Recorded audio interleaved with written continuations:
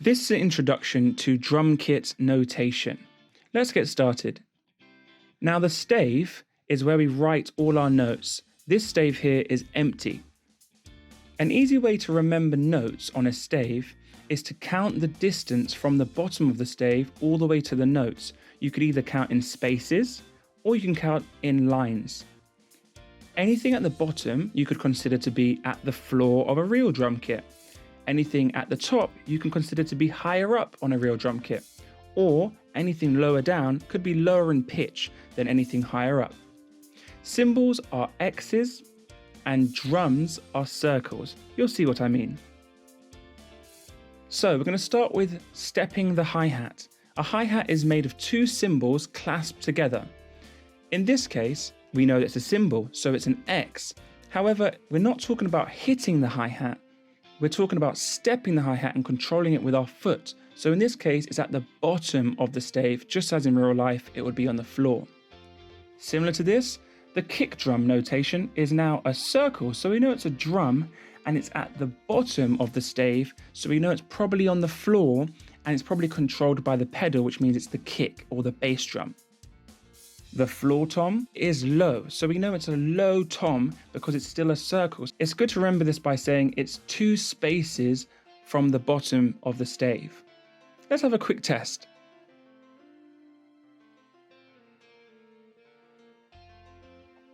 A tip here is that this drum is 2 spaces from the bottom of the stave.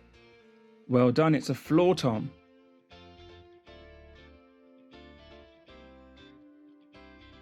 A tip here is that it's a cymbal sign at the bottom of the stave.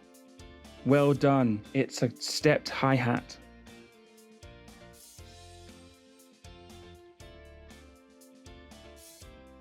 A tip here is that it's on the first space at the bottom of the stave and it's a circle.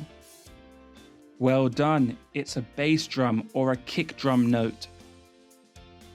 Next, we're going to look at the snare drum. Now, the snare drum is a really important one to remember. An easy way of remembering this is that it's in the middle of the stave, just like in real life. The snare drum is in the middle of the drum kit, in between the drummer's legs. Next, we have tom 1 and tom 2. Now, tom 2 is usually lower than tom 1, and it's easy to remember because it's on the line, whereas tom 1 is on the top space of the stave. They can be called rack toms, and they can look different on an acoustic drum kit or an electric drum kit. Next, cymbals. There are a variety of cymbals, and it's worth mentioning that some drum kits don't have all these cymbals, but we're just going to cover some of the fundamental ones for now. Ride cymbal. A ride cymbal is usually bigger than all the other cymbals, and the notation is on the top line of the stave. Hi-hat cymbal. This sits on the very top of the stave, but it's not on a line. Careful not to mix this up with the ride cymbal. Crash cymbals. An easy way to differentiate a crash cymbal from any other cymbal is that it has a line running straight through the X. You won't always see crash 2, you'll mainly see one crash sign and then they leave the interpretation to the drummer. Okay, it's time for tests. Try and guess the notes as you see them and play along with the video. Some of the notes will have the names, but some of them won't. Make sure you can still hit the right drum even if the name's not there. You can always use the key at the very beginning of the video.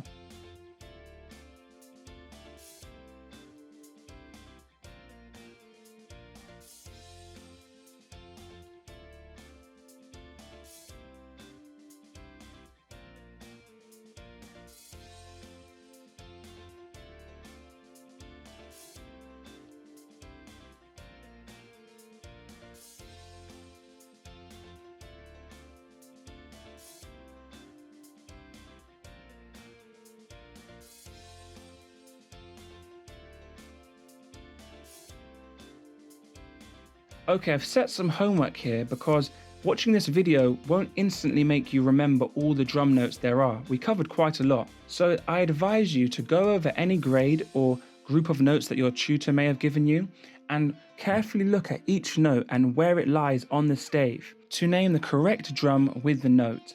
have a go at this piece.